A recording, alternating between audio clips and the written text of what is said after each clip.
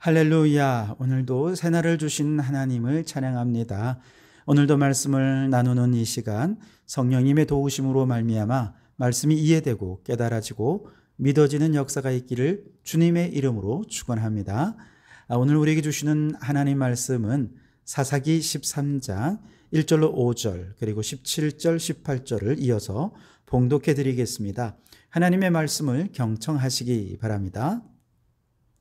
이스라엘 자손이 다시 여호와의 목전에 악을 행하였으므로 여호와께서 그들을 40년 동안 블레셋 사람의 손에 넘겨주시니라. 소라 땅에 단 지파의 가족 중에 마노아라 이름하는 자가 있더라. 그의 아내가 임신하지 못함으로 출산하지 못하더니 여호와의 사자가 그 여인에게 나타나서 그에게 이르시되 보라, 내가 본래 임신하지 못함으로 출산하지 못하였으나 이제 임신하여 아들을 낳으리니 그러므로 너는 삼가 포도주와 독주를 마시지 말며 어떤 부정한 것도 먹지 말지니라. 보라, 내가 임신하여 아들을 낳으리니 그의 머리 위에 삭도를 대지 말라. 이 아이는 태에서 나옴으로부터 하나님께 바쳐진 나실인이 됨이라. 그가 블레셋 사람의 손에서 이스라엘을 구원하기 시작하리라 하시니 아멘.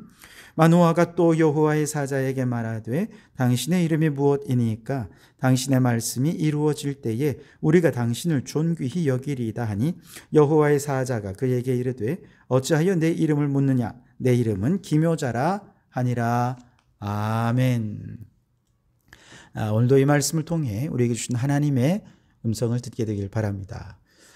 사사시대의 이스라엘의 역사는 이스라엘의 타락과 또 저들을 시험하는 하나님의 시험과 고통 가운데 부르짖는 그들을 다시 구원하시는 하나님의 역사가 계속해서 반복이 되죠. 이번에 또 이스라엘 백성들은 우상을 숭배하고 죄 가운데 타락하게 되어버렸을 때 하나님께서는 블레셋을 일으켜서 그들을 치게 하셨고 무려 40년 동안은 이 나라를 백성을 다스리게 하셨습니다. 그래서 40년 동안 블레셋 아래에서 착취와 억압과 고통을 당하면서 하나님께 부르짖습니다. 그래서 하나님께서 이제 저들을 다시 구원하시기 위해 한 가정을 찾는데요. 바로 소라 땅 단 지파의 마노아를 찾습니다. 어느 날 오늘 2절에 보시면 여호와의 사자가 마노아의 아내를 찾아옵니다. 그리고 오랫동안 아이를 낳지 못하던 그녀에게 아이를 갖게 될 것이라고 예언을 하는 것이죠. 그런데 한 가지 특별한 사항을 요구합니다. 그게 뭐냐? 오늘 4절과 5절 말씀해 보시면 그러므로 너는 삼과 포도주와 독주를 마시지 말지며 어떤 부정한 것도 먹지 말지니라. 보라, 내가 임신하여 아들을 낳으리니 그 머리 위에 삭도를 대지 말라. 이 아이는 태에서 나옴으로부터 하나님께 바쳐진 나실인이 됨이라. 그가 블레셋 사람의 손에서 이스라엘을 구원하기 시작하리라 하시니 그랬습니다. 이제 태어날 그 아이를 통해서 하나님께서 이스라엘을 구원해 주시기 위한 계획을 세웠고 그 계획을 실행하실 것입니다. 그런데 그 전에 이 아이를 나실인으로 구별하여 키우라라고 말씀하십니다. 여러분, 이 나실이라고 하는 것은 특별한 목적을 가지고 하나님을 위해 구별된 사람을 말하는 것이거든요. 이 아이를 먼저 하나님께 구별된 자로 키우라는 것입니다. 그런데 여러분 생각해 보십시오. 사사는 전쟁을 잘해야 되잖아요. 블레셋과 싸워서 이 백성들을 구원해 내려면 전쟁에 능한 자이어야 합니다. 그래서 이 마노아의 집에 아이를 낳게 해주셨다 그러면 이 아이에게 아주 강한 용사로 키워라 라고 말을 한다든지, 그래서 이 아이가 마치 우리 위인전에 나오는 것처럼 어렸을 때부터 칼을 가지고 아주 무술을 잘 연마한다든지, 아니면은 동네에서 아이들과 놀 때부터 이미 막 전술에 능한 아이고 전쟁을 잘하는 아이로 그렇게 키워주겠다 이렇게 약속하신 게 아닙니다. 오히려 하나님께서는 전사로 키우라 그게 아니라 거룩한 삶으로 구별된 자로 그렇게 키우라고, 나실인으로, 날 때부터 나실인으로 구별된 아이로 키우라고 말씀하셨어요. 왜 그러셨을까요? 그것은 하나님이 필요로 하는 일꾼은 전쟁에 능한 사람이 아니기 때문에 그렇습니다. 힘이 세거나 능력이 있거나 똑똑하거나 이런 사람을 하나님께서 쓰시는 게 아니라는 거죠. 여러분, 하나님은 힘 있는 자가 아니라 누구를 사용하십니까? 거룩한 자를 사용하십니다. 마찬가지로 하나님은 똑똑한 자, 돈 많은 자, 지혜로운 자, 능력 있는 자를 사용하시는 것이 아니라 경건하고 거룩하게 구별된 사람, 하나님께 모든 삶의 우선순위를 두고 하나님만 영화롭게 하는 그 사람이 하나님께 쓰임받는 자가 될 수 있다는 거죠. 그런데 오늘날 우리 부모님들은 우리 자녀들 어떻게 키웁니까? 무엇을 목표로 키웁니까? 대부분의 부모들은 우리의 자녀들이 어떻게든 큰 힘을 갖기를 원합니다. 똑똑한 나이로 자라기를 원하고 많은 돈을 벌기를 원하죠. 그러다 보니 힘과 지혜와 돈을 갖기 위해서라면 하나님도 후순위로 밀려나요. 예배도 후순위로 밀려납니다. 심지어 믿음 좋은 부모님들은 장차 하나님께 크게 쓰임받으려면 지혜가 있어야 된다고, 똑똑해야 된다고, 돈도 많아야 된다고, 힘이 있어야 된다고, 그러면서 이 아이에게 힘을 갖게 해달라고, 똑똑하게 해달라고 그렇게 뜨겁게 기도를 하는 것입니다. 이게 하나님을 위한 일이라고 생각하면서 하나님을 뒤로 미루고 있는 것이죠. 그런데 여러분, 부모가 원하는 대로 이 아이들이 나중에 커서 정말 힘도 가졌어요. 똑똑해졌어요. 돈도 많이 벌었어요. 그런 아이들이 갑자기 믿음이 좋아서 이제 내 남은 삶은 주님께, 내 모든 물질과 지혜와 건강을 주님께 바칩니다. 그런 아이들이 몇이나 되겠습니까? 거의 그런 아이들은 없습니다. 어릴 때 부모님이 먼저 이 아이들을 구별된 아이들로 키워야, 먼저 하나님을 유일한 하나님으로 사랑하는 아이들로 키우고 거룩한 믿음의 자녀들로 키워야 하나님께서 그 아이들을 통해서 일하실 수 있는 것입니다.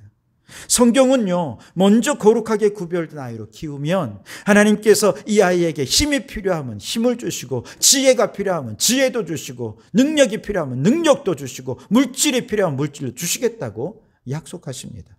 시편 23편에 우리가 너무 잘 아는 여호와는 나의 목자십니다, 다윗의 이 고백이 무엇입니까?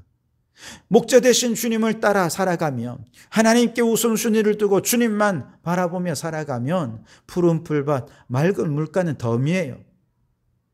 하나님께서 그의 평생에 선하심과 인자하심을 더해 주시겠다라고 약속하셨습니다. 마태복음 6장 33절도 예수님께서 말씀하시죠. 우리가 먼저 하나님의 나라와 그의 의를 구하면 이 모든 것들은 주님께서 다 채워주시겠다고 약속해 주셨습니다. 중요한 것은 지금 우리가 무엇을 붙잡아야 되느냐? 하나님을 붙잡는 그런 삶을 살아야 한다는 것이죠. 우리의 자녀들을 우선순위를, 하나님께 우선순위를 두는 자녀들로 양육해야 한다는 것입니다. 여러분, 하나님의 사람들은 능력이 없거나 돈이 없거나 지혜가 없어서 하나님께 쓰임받지 못하는 사람들은 없습니다. 거룩함을 잃어버리면 쓰임받지 못합니다. 하나님을 향한 우선순위가 뒤바뀌어 버리면 그는 쓰임받지 못하게 되는 것이죠. 그러니 여러분, 부모가 먼저 하나님께 우선순위를 두십시오. 우리의 자녀들을 거룩하며 구별된 자녀들로 양육하셔서 우리 하나님 나라를 위해 귀하게 쓰임받는 우리 성도들, 또 우리 자녀들이 될 수 있기를 주님의 이름으로 축원합니다. 여호와의 사자가 마노아의 아내에게 먼저 찾아와서 이렇게 장차 아이를 낳게 될 것이고 나실인으로 키우라고 얘기를 했어요. 이 이야기를 이제 마노아가 간접적으로 전해 듣습니다. 직접적으로 듣지 못하니까 좀 답답했죠. 이 아이를 그래서 어떻게 키우라는 거냐? 직접 듣고 싶었습니다.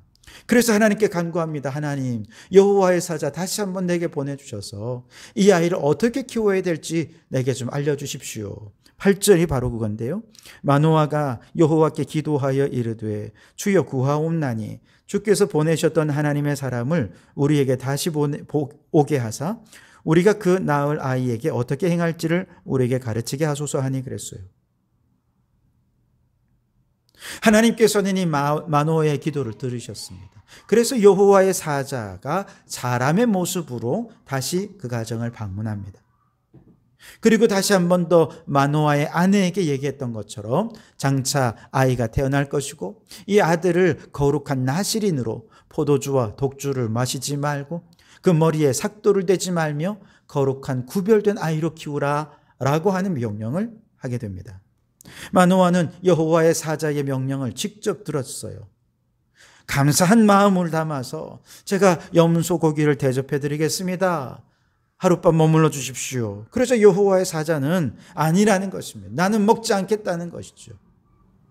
하나님께 그것을 제물로 바치라고, 하나님께 제사를 드리라고 이야기합니다. 그런 조언을 받은 마노아는 염소 새끼와 소제물을 여호와께 드리죠. 그러자 눈앞에 불꽃이 반석의 제단에서 나와서 제물을 사르고 그와 동시에 눈앞에 있던 여호와의 사자가 불꽃에 휩싸여 하늘로 올라가는 놀라운 신비한 이적을 체험하게 됩니다. 사실 마노아 부부는 그 전까지 이렇게 찾아온 여호와의 사자를 못 알아봤어요. 그냥 랍비나 아니면 지혜자나 예언자쯤으로 생각했어요. 여호와의 사자라고는 꿈에도 생각을 못했거든요. 그런데 그가 불꽃 가운데서 하늘로 올라가는 것을 보자마자 마노아 부부가 그제서야 그가 여호와의 사자인 줄을 깨닫게 됩니다. 그리고 장차 태어날 아이에 대해서도 분명한 확신을 갖게 되었죠. 자, 그 과정에서 마노아가 여호와의 사자에게 이제 질문을 합니다. 17절에 보면 당신 일이 뭡니까? 그러자 18절에서 이렇게 대답하죠. 여호와의 사자가 그에게 이르되 어찌하여 내 이름을 묻느냐? 내 이름은 기묘자라 하니라 그랬어요. 이때 기묘자라고 하는 말은 히브리어로 펠리라는 말을 쓰는데요. 이 단어의 뜻은 인간의 이성, 이해를 뛰어넘는 비밀스러운 것, 이런 의미가 있습니다.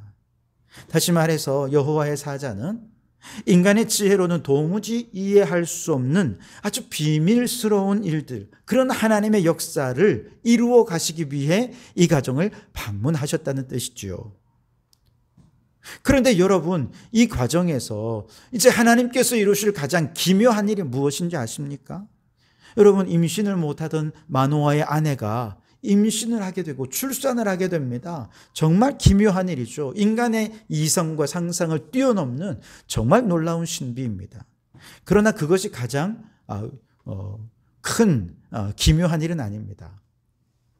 여러분 아시다시피 삼손은 이제 앞으로 머리카락을 통해서 큰 힘을 발휘하게 되지 않습니까? 엄청난 큰 힘을 발휘합니다. 아주 특별하고 이해하기 어려운 정말 기적 같은 일이죠. 기묘한 일입니다. 그런데 그보다 가장 이해하기 힘든 기묘한 일은 뭐냐? 계속해서 죄를 반복적으로 범하는 이 백성들을 위해 하나님께서는 지금 또다시 사사를 세우고 계시다는 사실이 너무나도 기묘한 일이라는 것이죠. 이렇게 죄를 반복하는 백성들을 다시금 구원하시는 하나님이 너무 기묘합니다. 이 백성들을 포기하지 않고 끊임없이 사랑하시는 하나님의 그 사랑이 너무나도 기묘하다는 것이죠. 그런데 그 기묘한 일이 오늘 우리에게도 일어나지 않습니까? 기묘하신 하나님이 왜 나 같은 죄인을 살려주셔서 주님의 자녀를 삼으셨을까요? 너무나도 이해하기 힘든 일입니다. 왜 우리가 다시 갚지 못할 줄 알면서 무조건 우리에게 복을 주시고 무조건 우리에게 은총을 내려주시는 것일까요? 이해하기 힘듭니다. 왜 실수와 범죄로 얼룩진 우리를 버리지 않으시고 포기하지 않으시는 걸까요? 왜 하나님은 이렇게 부족하고 연약한 나를 사용하시고 하나님의 나라를 위해서 능력을 주시는 것일까요? 하나님께서 오늘 우리 안에서 행하시는 이 모든 일들이 다 기묘한 일이 아닐 수가 없는 것이죠. 그러니 여러분, 삼손을 통해 이스라엘 백성들에게 행하시는 하나님의 기묘하신 섭리를 보면서 하나님께 감사와 찬송과 영광을 올려드릴 수 있기를 바랍니다. 마찬가지로 오늘 내 삶에 행하시는 이 기묘한 하나님의 사랑을 깊이 깨닫고 감탄하며 오늘 이 하루도 감사와 찬송으로 주님께 영광 돌려드리는 복된 날이 되시기를 주님의 이름으로 축복합니다. 기도하겠습니다. 오 주님, 우리 자녀들을 힘있고 돈 있고 똑똑한 아이로 키우기보다 거룩한 자녀로 키우게 해 주십시오.